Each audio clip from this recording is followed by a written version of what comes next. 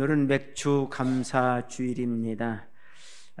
맥주 감사 주일은 7월 첫째 주일에 드리죠.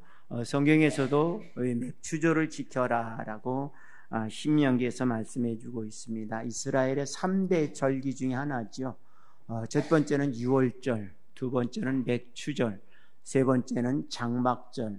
모든 남자들은 예루살렘에 가서 이 절기를 지켜야 되는 것이 이스라엘의 법입니다. 우리 맥주절은 유월절이 끝나면서 일곱째 주일 지나면서 바로 드려지는 게 맥주절이지요. 그래서 또는 77절이다라고 말하고 있습니다. 그래서 어떻게 보면 77절은 뭐고 맥주절은 뭐냐? 똑같은 것입니다. 또 다른 곳에서는 초실절이다 그렇게 말하죠. 초실절도 바로 맥주절을 의미해 주고 있습니다. 예전에는 농경사회니까 그렇고 우리나라도 예전에는 농경사회라서 저도 시골에서 신앙생활을 시작했기 때문에 아주 맥주 감사주의를 성대하게 지냈던 것이 지금도 기억납니다. 그러나 지금 도시 사람들에게는 맥주절이다, 추수감사절이다 그렇게 크게 다가오지 않죠. 그러나 우리들이 생각해야 될 것은 7월 첫째 주일이 되니까 전반기 6개월 동안 지켜주신 하나님의 은혜가 감사해서 드리는 감사의 절기로 드리는 것을 우리는 생각할 수 있는 것입니다. 오늘날 살아가는 우리 성도들에게 성경은 그렇게 말씀해 주고 있죠. 항상 기뻐하고 쉬지 말고 기도하고 범사에 감사하라. 모든 성도들이 이런 삶을, 이런 신앙생활하기를 원합니다. 그래서 어거스틴은 우리 성도들에게 세 가지가 꼭 필요하다고 하지요. 믿음, 소망, 사랑. 거기에 한 가지를 더 붙인다라고 하면 바로 감사다라고 말하고 있습니다. 그렇습니다. 우리가 감사하는 사람과 불평하는 사람은 천지차이의 모습을 볼 수 있습니다. 감사하는 사람들의 얼굴의 모습은 밝고요. 불평하는 사람들의 얼굴의 모습은 어두운 것을 보게 됩니다. 감사하는 마음, 사람들의 그 마음은 아름답고요, 부드럽고요. 불평하는 사람들의 마음은 상할 대로 상해져 가고 많은 사람들에게 불호감을 주는 것을 보게 됩니다. 그래서 우리 믿음의 성도는 늘 감사하는, 하나님의 은혜가 주신 은혜를 감사하는, 오늘 본문의 주제가 그리스도의 선물입니다. 우리 모두가 주님께 받은 선물들이 있어요. 사람들은 선물을 귀하게 여기죠. 그래서 내가 꼭 원하는 선물, 내가 미처 생각하지도 못한 선물을 받았을 때 상당히 소중하죠. 바로 예수님이 우리에게 주신 이것이 이러한 선물들이라는 것을 말씀해 주고 있습니다. 그런데 하나님께서는 우리들에게 그냥 아무에게나 막 부어주는 것, 비처럼 막 쏟아지는 그런 것이 아니죠. 오늘도 오다 보니까 어제 잠을 자는데 빗소리가 들리더라. 비가 많이 오는구나. 안성에 드디어 비가 오는구나. 안성에 비가 참 잘 안 와요. 이상하게. 안성 사람들이 좀 안 좋아서 그런지는 몰라도 그냥 건너뛰어요. 보면. 근데 어쩌냐에는 비가 주룩주룩 쏟아. 비가 드디어 쏟아지는구나. 그러면서 아침 일찌감치 나왔는데 붙여놓으니까 뽀송뽀송하더라고요. 부천 사람들의 마음이 많이 부드러워졌는지 비를 너무 많이 받아서 좋아졌는지는 몰라도 오다 보니까 또 뽀송뽀송하더라고요. 그래서 금년에 이 장마라고 하는데 국지적으로 이렇게 자꾸 오는 그런 것 같아요. 오는 데는 너무 무섭게 오고 안 오는 데는 또 안 오고 그런 모습을 봅니다. 그래서 이렇게 금년 여름 일기를 보니까 금년엔 작년에는 엘니뇨 현상이 지나가고 금년엔 나니아 현상이 일어나는데 국지적으로 스콜 현상이 우리나라에 많이 온다고 해요. 열대지방에 오는 것인데 지나가다 싹 쏟아지고 지나가고 그런 것들이 많이 있을 것이다 라는 그런 일기예배도 들어봅니다. 우리가 이런 때에 건강을 많이 조심해야 합니다. 중국 같은 데는 비가 또 너무 많이 와가지고 댐이 터지고 난리 나는 그런 모습도 보잖아요. 그래서 너무 많이 오는 것도 굉장히 위험하니까 우리가 이런 것도 위해서 많이 기도하고 준비해 나가는 성도들 되어지기를 원합니다. 우리 모두가 주님께로부터 선물을 받았는데 주님께 받은 삶은 이런 삶을 살아야 된다라고 1절에서 말씀해 주고 있습니다. 1절 말씀 같이 읽어보십시다. 1절 말씀 시작. 그러므로 주 안에서 갇힌 내가 너희를 권하노니 너희가 부르심을 받은 일에 합당하게 행하여. 아멘. 우리 믿음의 성도들은 예수님의 선물을 많이 받았는데 그 선물이 곧 다음에 얘기하겠지만 주님으로부터 이런 선물을 받은 사람들은 합당한 삶을 살아야 된다. 이 합당하다는 게 뭘까? 주님께 맞다는 것이죠. 제가 목회할 때는 일과 사명을 구분을 참 잘 못했어요. 그 일이 주어지면 이게 사명인가 보다고 사명감을 가지고 일하니까 굉장히 힘들었어요. 오늘날도 이제 목회할 때 그걸 깨달았으면 참 좋았을 터인데 우리가 일에 생명을 거는 사람들이 왕왕 이는 모습을 봐요. 그래서 그 일이 나에게 주어진 일이기 때문에 아주 생명을 다해서 하는 모습을 봐요. 그러다 보니까 주변 사람들이 안 도와주면 짜증을 내는 그런 모습도 보이고요. 이 사명감을 할 때 이런 어려운 것들이 있어요. 그래서 그 사명감을 일하다 보면 사람들이 결국은 번아웃 되죠. 주님이 우리에게 이런 사명을 주셨을까? 이제 목회를 끝나고 주님이 나에게 주신 사명이 뭘까? 다시 한번 생각해 봤어요. 그랬더니 일이 사명이 아니더라고요. 자, 부성교회 제가 30년 넘게 목회를 했습니다. 우리 노예에서도 그런 얘기를 했어요. 야, 한 목사 큰일 났다. 왜요? 한 목사 나가면 아무리 아들이 왔다 그러면 잘하겠어? 참 어려울 텐데. 그래서 왜? 한 목사는 교주잖아. 무섭게 하잖아요, 제가. 아주 그냥 틈도 안 주고 그랬는데 다른 사람이 얼마나 힘들겠어? 그랬더니 아니야, 일은 일이야. 그냥 다른 사람한테 해. 그렇다고 우리 노예 식구들이 염려하는 것만큼 부성교회가 어렵습니까? 더 좋아지잖아요. 젊은 분이도 더 잘하고 하잖아요. 얼마나 좋아요. 일과 사명은 달라요. 그럼 사명료는 뭡니까? 여러분에게 주어진 사명이 뭐예요? 예배 드리는 게 사명입니까? 전도하는 게 사명입니까? 전도도 일이에요. 예배도 일이에요. 그럼 여러분에게 주어진 사명은 무엇입니까? 그래서 여러분 사명이 뭐냐 그러면 대답들을 못해요. 참 안타까운 거예요. 여러분의 사명은 믿음이에요. 믿음을 지키는 것에 생명을 걸어야 돼요. 일에 생명을 걸을 이유가 없어요. 일은 내가 없어도 다른 사람이 다 해요. 그렇잖아요. 남자가 군대 안 간다고 그래서 이 나라 국방 무너집니까? 아니요. 여자라도 갖다 채우면 돼요. 일은 누구든지 할 수 있어요. 그러나 일은 나 아니면 다른 사람이 할 수 있습니다. 내 대신이라는 게 있어요. 그러나 믿음은 대신이라는 게 없어요. 믿음 대신할 수 있습니까? 대신할 수 없어요.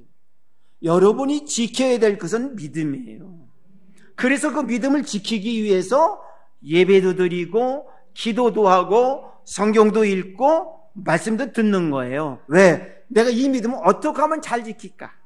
어떻게 하면 잘 지킬까를 해서 하는 것이에요. 그 다음들은 모두 일이라는 거죠.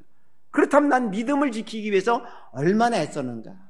여러분, 일을 지키기 위해서는 애 많이 쓰셨습니다. 압니다. 그런데 믿음을 지키기 위해서는 얼마나 애쓰셨느냐? 여러분 뒤를 한번 돌아보세요. 내가 믿음을 지키기 위해서 얼마나 노력했는가, 얼마나 피땀 흘렸는가 한번 생각해 보세요. 믿음을 위해서 눈물을 흘리지 않았어요. 그냥 그런 거지 뭐. 적당히 지나가고 적당히 넘어갑니다. 그런데 이 일에 대해서는 어떻습니까? 용납은 안 하죠. 이 일은 내가 완벽하게 해야 된다. 어찌 보면 일 중독자 같은 모습을 보여요. 하나님께서 우리에게 선물을 주신 것은 그것을 가지고 잘 누리고 지키라고 하는 것이지 거기에 생명 걸라고 한 것은 결코 아니에요. 자식은 부모를 닮아요. 그래서 부모님들이 저건 안 닮아도 되는데 왜 닮지 하는 소리들을 왕왕합니다. 여러분의 자녀들 보면 여러분이 닮고 싶지 않은 건 아주 악착같이 닮아요. 닮으라는 것은 생명 걸고 안 닮아요. 참 희한하죠. 왜? 평소 여러분들이 하는 것을 자녀들이 보고 배우는 거예요. 그리고 우린 평소에 어떻습니까? 믿음의 표본은 누구냐? 예수님이에요. 예수님을 보고 예수님의 말씀을 듣고 예수님의 말씀을 듣고 배우는 거예요. 그래야만 여러분들이 예수님의 모습이 드러나는 거예요. 그런데 믿음은 지키지 아니하고 일만 하다 보니까 세상 사람들이 여러분을 볼 때 뭐라고 그러겠어요? 꼭 저렇게 예수 믿어야 돼? 그런 말을 들을 수밖에 없어요. 왜? 일 중심의 사람이니까. 믿음 중심의 삶이 아니라 일 중심의 사람이기 때문에. 그래서 예수님은 제자들에게 질책하신 말씀, 가장 많이 질책한 게 뭐냐면 너희는 왜 믿음이 없느냐, 일 못했느냐 소리는 하나도 안 하셨어요. 너희는 왜 믿음이 없느냐, 믿음이 부족하냐, 이 말씀을 주로 하셨어요. 그 말씀이 뭡니까? 믿음이 우리의 사명이요 생명이라는 것이에요. 그래서 여러분들이 지켜야 될 것은 믿음이에요. 그래서 이 내게 주어진 믿음의 분량이, 오늘 7절 말씀 같이 읽어보십시다. 7절 말씀 시작. 우리 각 사람에게 그리스도의 선물의 분량대로 은혜를 주셨나니. 아멘. 여러분들의 믿음의 분량이 있어요. 그 분량만큼 주셨어요. 더 주지도 않고 덜 주지도 않았어요. 꼭 여러분에게 만큼. 제가 한 10년 전에 그 아울렛에 가서 닥스 티를 하나 입었어요. 그때는 그래도 몸이 날씬해서 95를 입었어요. 근데 어느 날 보니까 배는 이렇게 나왔지. 이게 입으면 꼭 여자들이 나시티 뭐 같아요? 쫄티 입은 것 같아요. 그래서 야, 이거 안 되겠다. 그래서 벗어놓고 안 입었어요. 한 5, 6년을 안 입었어요. 입을 수가 없어요. 매 여름이면 꺼내놓습니다. 입어보면 보고 아니야. 또 벗어놓습니다. 금년에 또 입어봤습니다. 역시 버린다라고 내놨다가 야, 이거 그래도 명색이 닥스인데 뭐 썩어도 준치라고 닥스인데 하고 두었습니다. 그리고 입어보니까 아주 입을만한 거예요. 그래서 야, 사람 이런 때도 있네. 그리고 보니까 4kg가 빠진 거예요. 왜 빠졌는지도 몰라요. 그 이유는 무엇입니까? 아내가 변비로 고생하니까 변비가 좋다는 음식 이렇게 저렇게 먹다 보니까 그걸 먹다 보니까 저는 하루에 한 번씩밖에 안 보는 사람인데 2번도 보고 3번도 보는 거예요. 그러고 보니까 체중이 나도 모르게 빠진 거예요. 체중이 빠지다 보니까 기운이 없는 거예요. 그렇더라고요. 그 4kg밖에 안 빠졌는데 기운이 없는 거예요. 그리고 여직에서 내가 낮에 졸지를 하는데 낮에 졸린 거예요. 그래서 이거 내가 안 되겠다.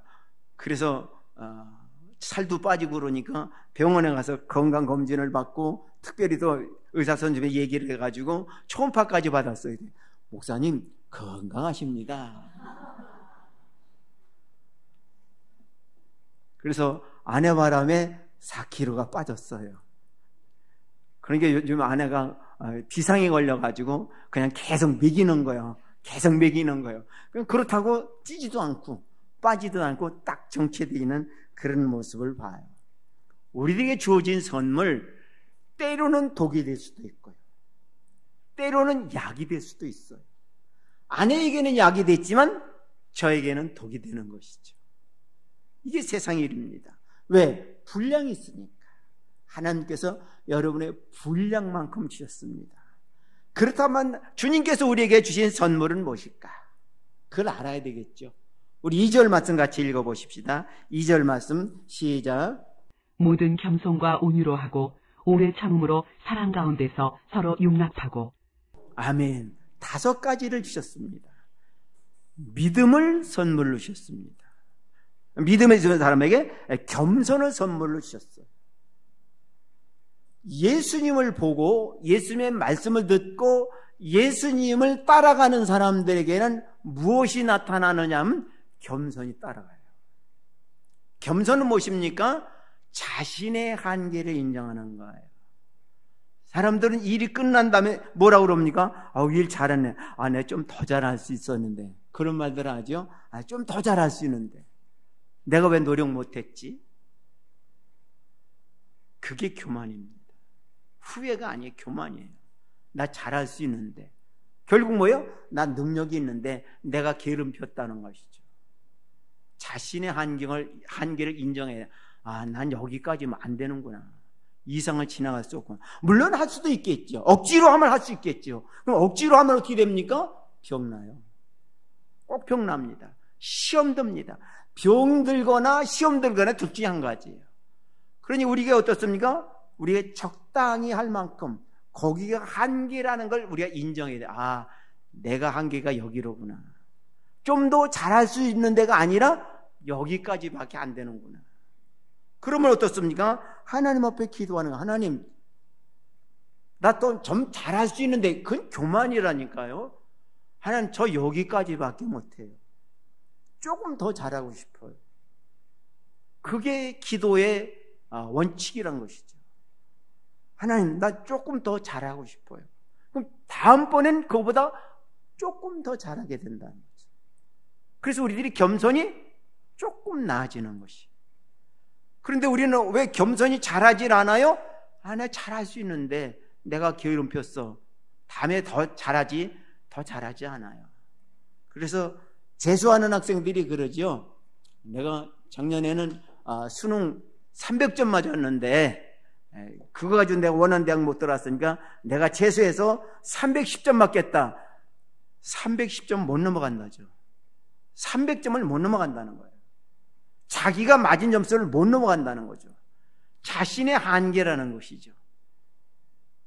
그런데 아이들이 자신의 한계는 더 낫다라고 자꾸 재수하다 보니까 2수, 3수, 5수까지 하는 아이들까지도 있다는 것이죠. 자신의 한계를 인정하는 거예요. 자신의 한계를 인정하면 분발하게 돼요. 자신의 한계를 인정하지 않으면 분발하지 않습니다. 교만만 가득하게 돼요. 그래서 우리 성도들은요, 내 자신의 한계를 인정해야 돼요. 일이 끝난 다음에 내 한계는 여기까지로구나. 하나님, 부끄럽습니다. 내가 다음번엔 더 잘할 수 있도록, 조금 더 잘할 수 있도록 저 좀 도와주세요. 저 좀 인도해 주세요. 라고 기도할 때 조금 더 잘하게 합니다. 어떤 사람들은 이거보다 배나 잘하게 해주십시오. 그건 하나님만도 못하죠. 그런 사람은 못해요. 배라는 건 없어요. 조금 더 잘해요. 조금. 먼지만큼 조금 더 잘하는 것. 그것이 우리들에게 겸손해지는 비결이 되는 것이죠. 그래서 겸손은 원래 자신의 한계를 인정하는 것이 겸손이라는 거죠. 그럼 우리 겸손의 모델이 있어야 되는데 누구일까? 겸손의 모델이 예수님이에요. 예수님은 하나님의 아들이잖아요. 하늘 영광을 다 누린 예수님이잖아요. 그 하늘 영광을 다 내려놓고 이 땅에 오셔서 추위와 더위와 배고픔과 조롱과 사단의 핍박까지 받으셨어요.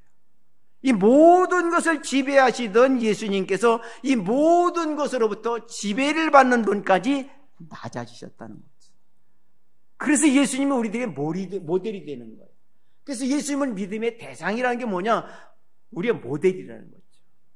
그래서 예수님이 그렇게 낮아지듯이 내 자신의 한계를 인정하고 기도할 때마다 하나님께서 힘 주셔서 여기까지 오게 되는 것입니다.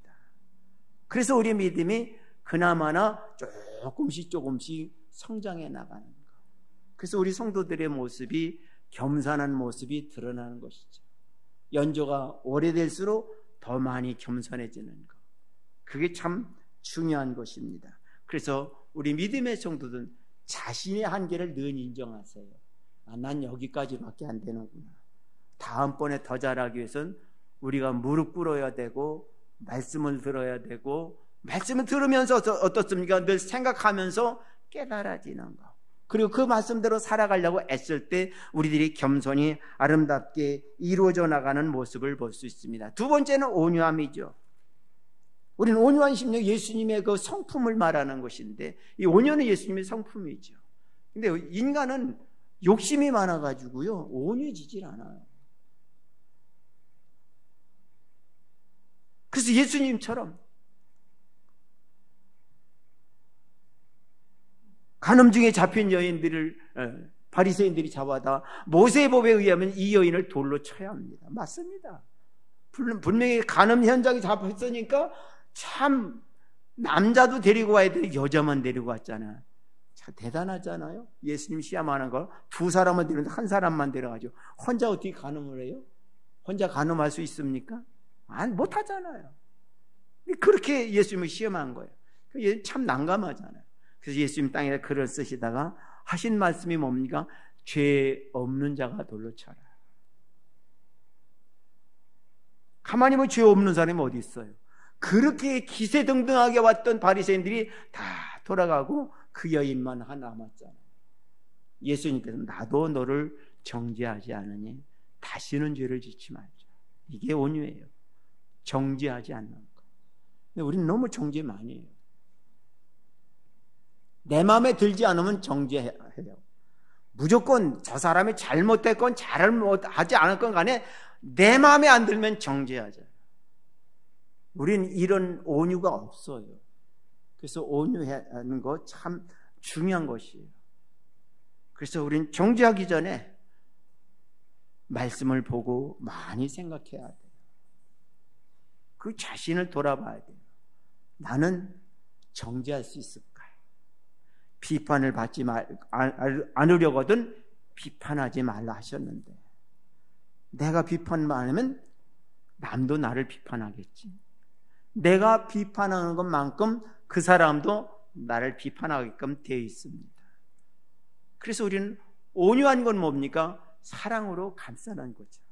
사랑은 허다한 죄를 덮는다고 그랬잖아요. 사랑으로 감싸는 거. 그래서 우리의 입술을 조심하는 거, 혀를 조심하는 게 참 중요하다는 거죠. 우리는 이런 온유하기 위해서 하나님, 오늘도 해야 될 말이 있어서 하고 싶었는데 참았습니다. 참으면 어떻습니까? 그 다음에 오래 참는데, 그런 건 참음을 통해서 어떻습니까? 내가 좀 더 온유해지는 거예요. 그랬구나. 오늘 한 가지 승리했다. 우리 입술을 조심하는 거 참 중요해요. 왜? 예수님이 주신 선물이잖아요. 참을 수 있잖아요. 못 참는 게 아니잖아요. 안 참는 거죠. 우리는 참을 줄 아는 거예요. 참 중요해요. 때로는 어떤 사람들이 배려를 한다고 그러는데 자기 자신을 배려하는 건 남을 배려하지 않아요. 그런 사람들과 이렇게 이야기를 나누다 보면 자기는 남을 많이 배려한대요. 그래서 이제 점심을 먹고 티타임으로 갑니다. 커피를 마시다 이렇게 1시간 이야기하면서 닭이 다 마셨으면 주섬 좀 싸고 일어나요. 가야지요. 그래서 지금 이쪽 얘기도 안 끝났는데, 그래서 좀 더 있어야죠. 전 많이 배려했는데요. 전 무려 1시간 동안 배려했는데요. 이게 자기 자신을 위한 배려죠. 남을 위한 배려가 아니죠. 근데 가만히 그 사람을 자주 만나면서 이야기를 하면 나도 저렇지 않을까? 나도 저렇지 않을까? 그런 생각이 들더라고요. 그렇구나. 그래서 그 다음부터 저도 그냥 다른 사람들의 눈치를 보면서 다른 사람이 일어나려고 하는가 말려고 하는가, 근데 제 성질이 그걸 못 견디잖아요. 일어나 하고 일어나잖아요. 그래서 그걸 참으려고 부단히 노력합니다. 온유하려고 애쓰는 거. 왜? 주님이 주신 선물이잖아요. 참을 수 있잖아요. 기다릴 수 있잖아요.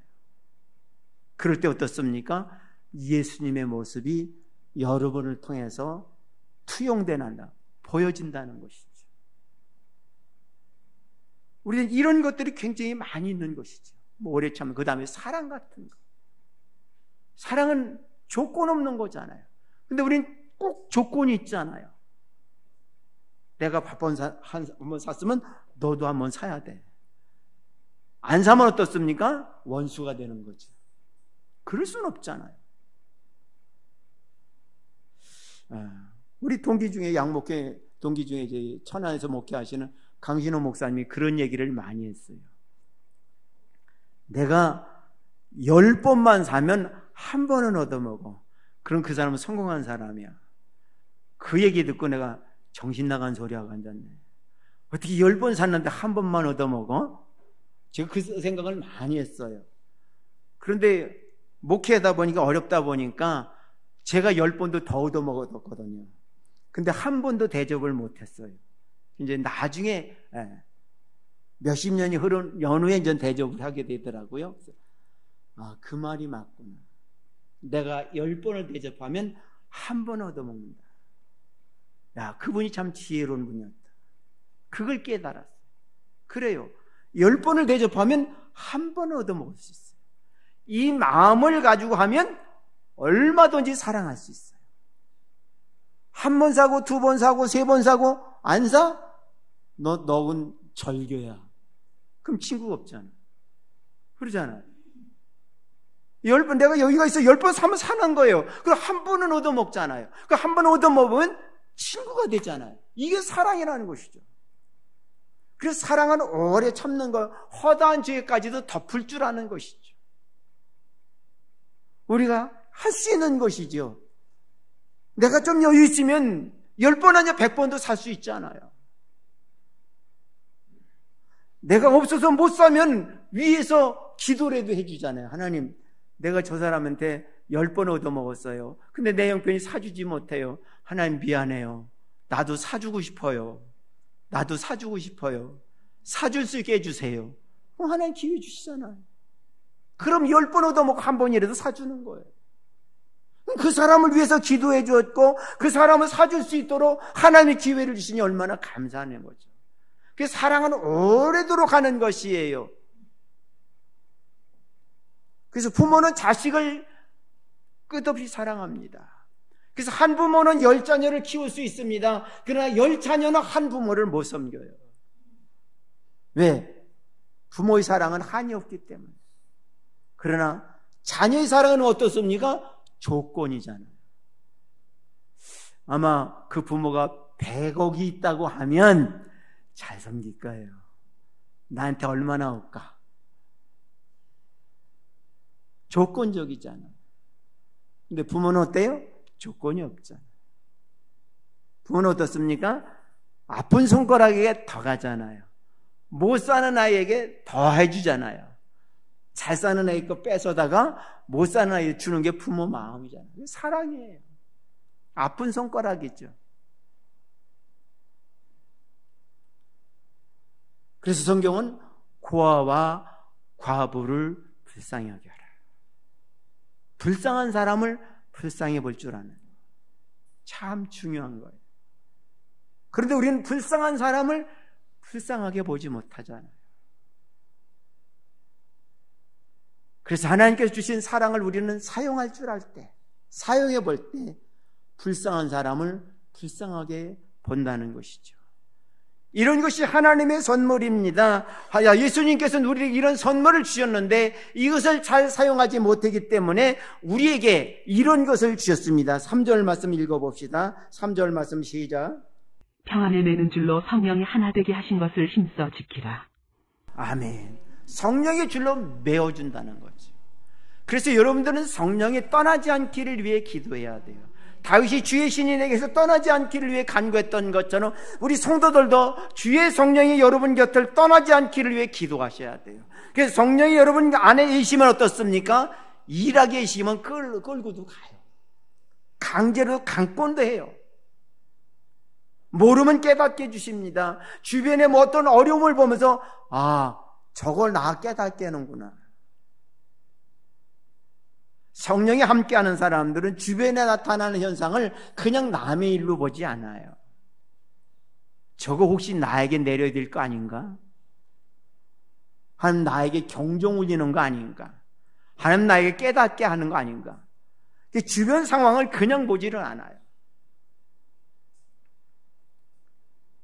예전엔 좀 우둔했을 땐 일본이 지진 났다면 왠지 모르게 기분이 좋았는데 요즘은 조금 철이 들었는지 일본 지진 나면 그 다음엔 우리인가?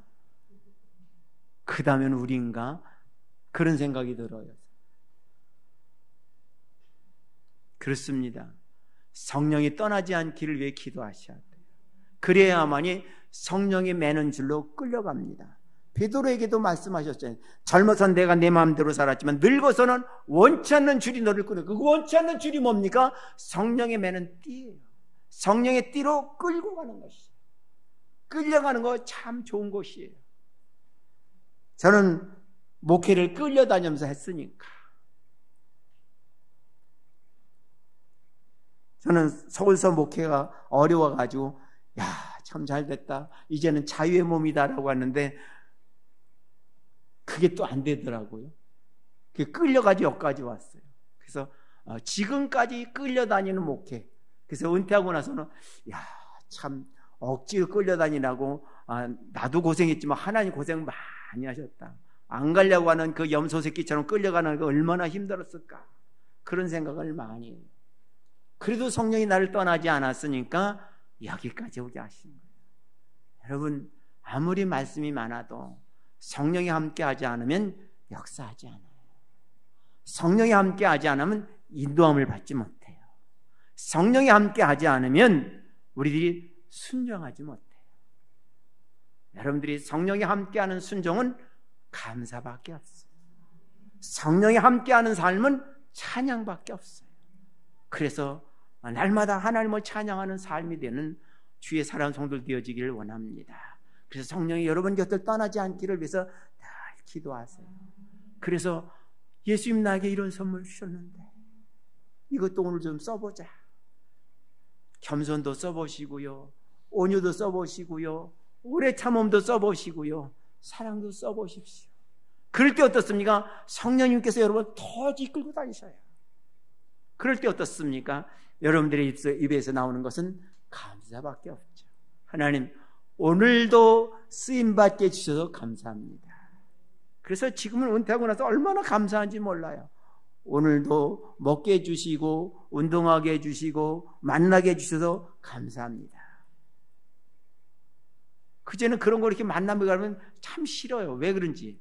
근데 지금은 좋아하는 모습을 보면서 하나님의 은혜를 조금 깨닫는구나. 조금 깨닫는구나. 그래서 늘 성령이 함께하기를 위해서, 성령이 떠나지 않기를 위해서 지금도 기도합니다. 그래서 성도들을 위해서 기도할 때도 하나님, 우리 성도들을 성령이 떠나지 않게 해주시옵소서. 그래서 성령이 늘 함께함으로 인해서 예수님께서 나에게 오늘 5가지가 나왔는데 5가지 중에서 한 가지만이라도 이 선물은 난 지키자. 이 선물을 소중히 여기자. 이 선물을 가지고 하나님께 영광 돌리자. 늘 다짐하며 그 길을 걸어가는 우리 믿음의 성도들 되어지기를 주의 이름으로 축원합니다.